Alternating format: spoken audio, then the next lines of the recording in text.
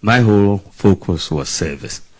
Once I saw the results, and it was clear we were not winning this particular election, I thought it was not good to leave the country under tension for any length of time.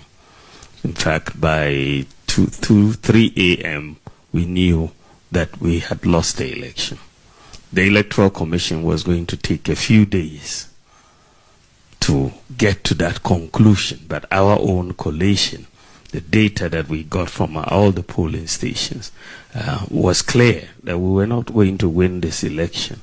And so the question was, should we wait for the Electoral Commission to go through its processes and then announce in a few days' time, or do I go out immediately?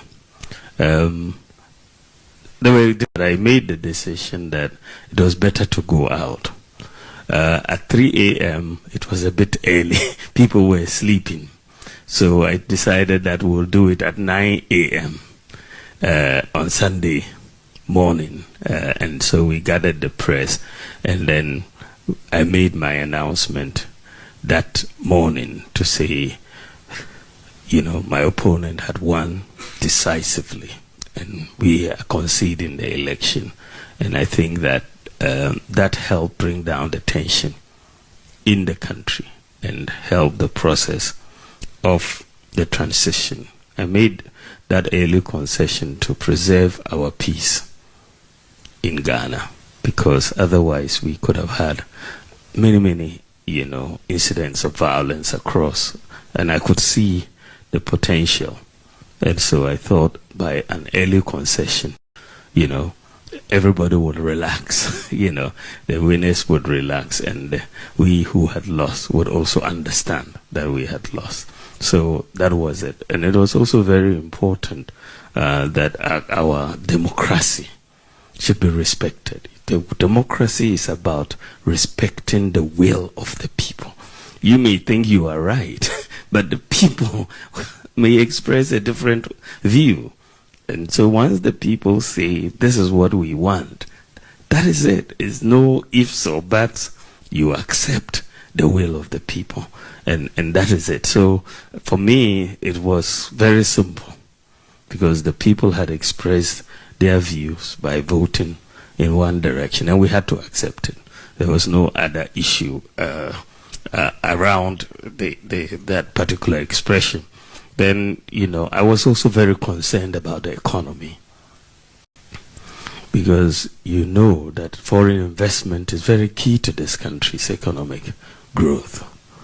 Any incidents of instability destroys confidence of foreign investors in any economy.